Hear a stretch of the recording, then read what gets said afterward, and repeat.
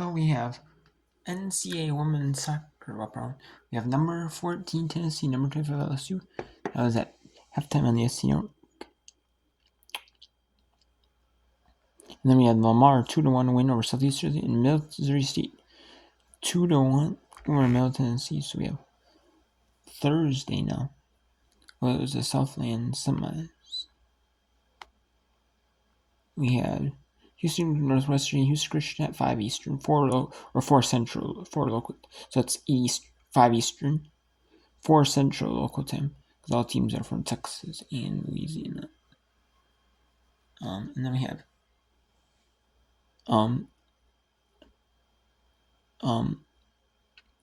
at 7 Eastern we have another match. It's not been put in yet. It's Lamar, and they'll take on Stephen F. Austin. And then we have Liberty and Missouri State in Conference USA. Here on Friday they're playing in the Conference USA Championship on Friday at noon Eastern, between Liberty and Missouri State. In that one they are so. And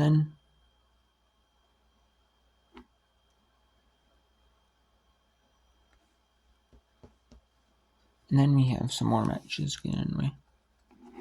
We have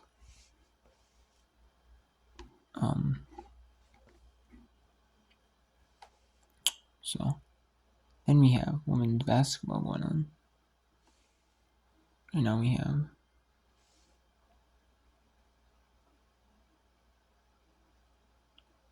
Bethesda, CSU Northridge, all over Bethesda 95-10. Even though it's a non-division one, that's still really embarrassing though for Bethesda. Division one for then Wyoming at 87, or fall down to Port up 87 over Wyoming. Montana State 85-37 over Carroll, Montana. Montana 77-28 over Seattle Pacific. USC up 20-15 in New Mexico State, and Pepperdine 19-14 over Fullerton. So let's go to,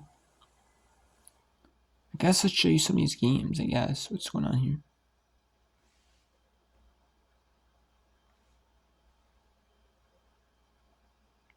Let's actually go to, I guess we'll pick Seattle Pacific, Carroll, Montana, in Montana State.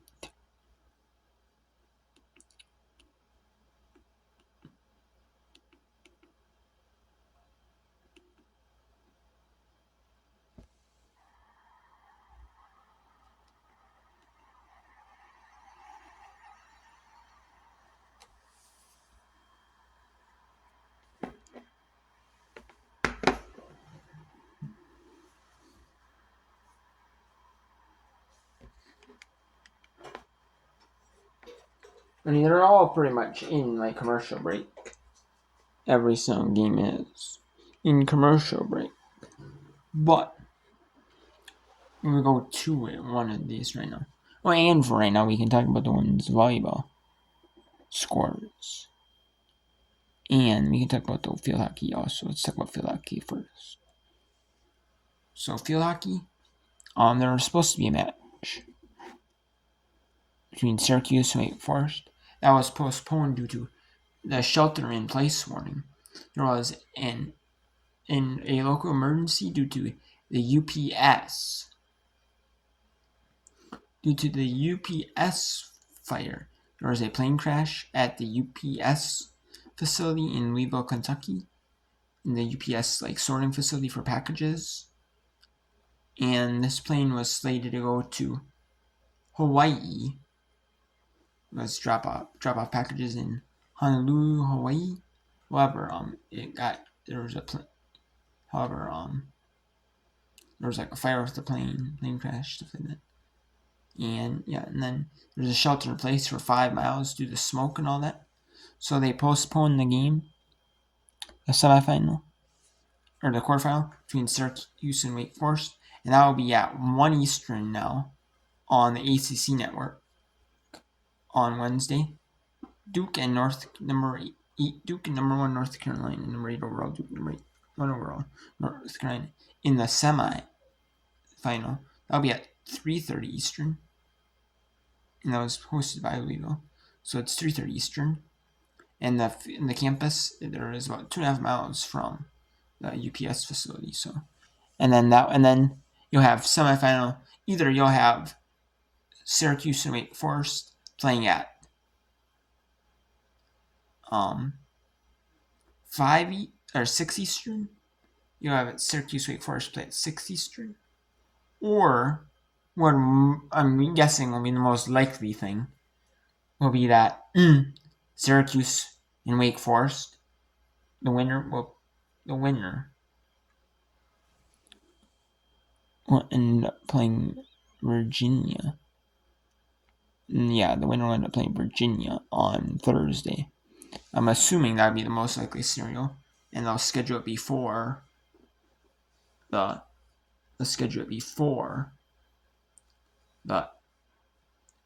ACC women's soccer semifinals.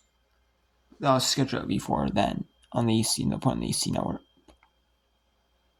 I'm assuming that's what they'll do. I mean, I doubt they would play at 6 East or 7 Eastern. Like 10 or 6 Eastern. I should say 6 Eastern. I doubt they'd play at 6 Eastern on Wednesday.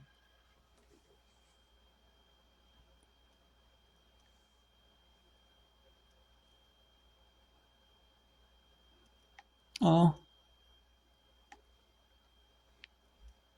I mean, they could.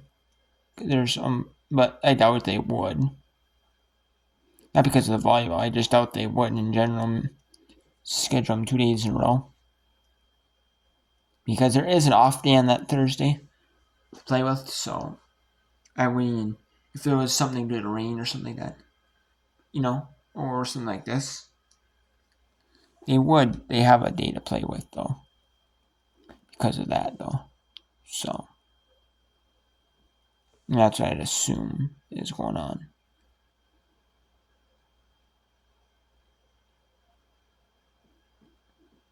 And we have Montana State. Let's go Seattle Pacific in Montana.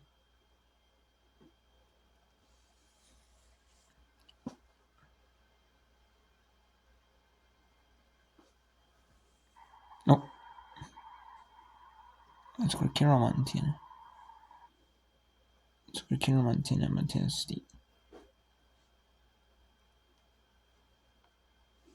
We're just getting away in that one. We're getting back underway, I should say. You see.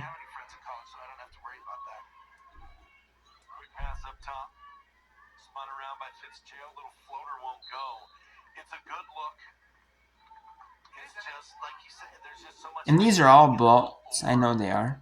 Pretty much, besides the 10 Eastern games. I know that.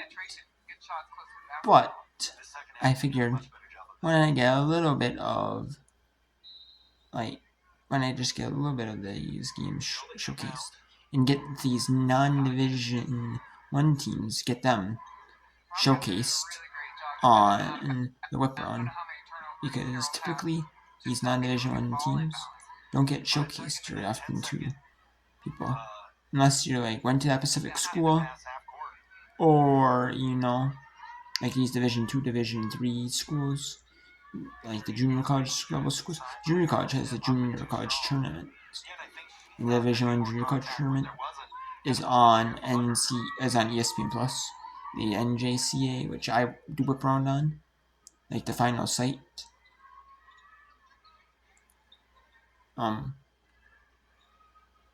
But I don't. But otherwise, whip around.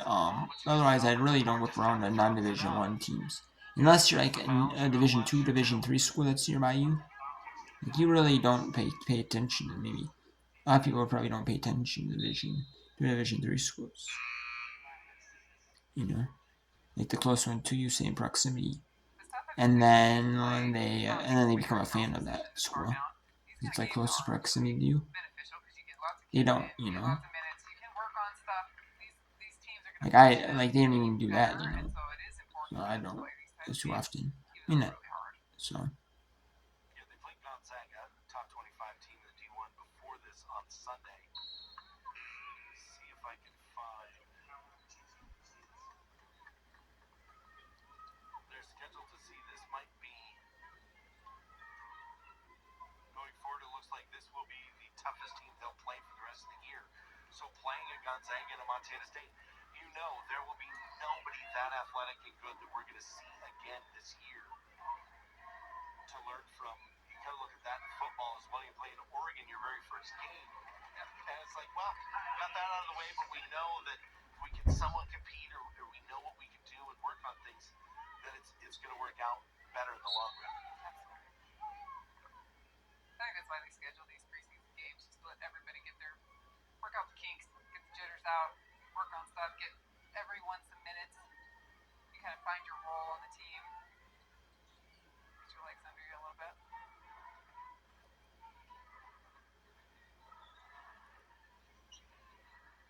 Here will be at home versus Wayland Baptist on Thursday. Then they play at number 21 Rocky Mountain College in Billings Friday the 14th. That starts 3 straight away games, Dickinson State and Bismarck, before their own Thanksgiving Classic tournament. 89-41, just over 2 minutes to go. Even when the Bobcats mess up, they get it back. A little miscommunication there, but Bailey right there to get it. Fatu Paitu down low off the glass and good. 8 points.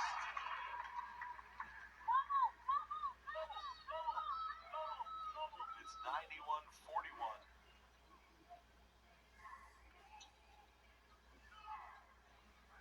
Fitzgerald almost loses it. Quick shot from the free throw line doesn't go.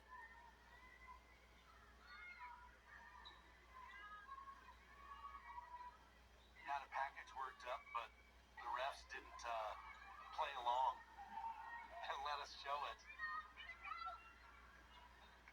We might show up at Addison Harris. Her career high before tonight was 12. She's hit that in 3-pointers alone tonight, and now has 27 points, 3 of 4.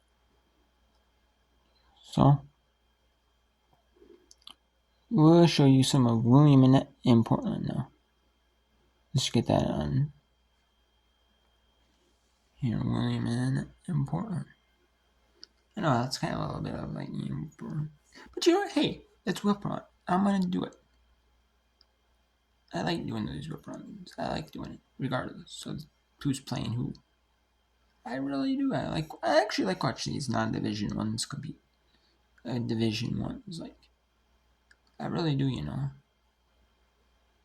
There's some great games that get out of it. Come out of it. So I like it.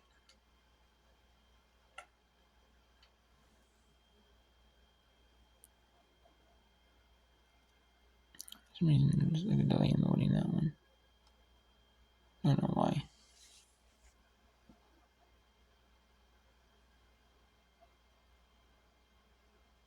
And this one's going just fine. Better not. Yeah.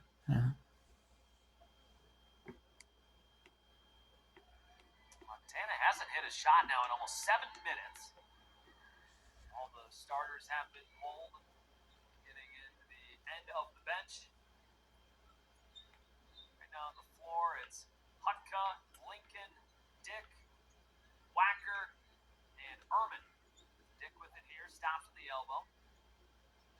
Hutka pushes right to Wacker, under 2 minutes to go. Little pick and roll action. Wacker to Hutka, catches underneath in a double team. Good find back out to Wacker. Good defensive possession here from Seattle Pacific. Down to 2. Lincoln's got to get one up. She lost it, and Seattle Pacific will take over as the shot clock rings throughout Dahlberg Arena. Play continues on, though, with 90 seconds to go. What will be the Lady Grizz's first win in a season opener now in 4 years? That's right. 3 straight losses, 2 against the Gonzaga Bulldogs. 3 years ago here in Missoula, it was a loss at the buzzer against North Dakota State. Lady Grizz will come away with a win here tonight on opening night. 60 seconds to go. Driving to the rim, Grace Meredith, the sophomore, scores off glass, 81-42. First shot for the Falcons in over 2.5 minutes. Yeah, both teams have got a little cold at the end of the game. A lot of turnovers. Wacker underneath to Hutka, had one roll off, trying to clean things up on a second. It pinballs around, ends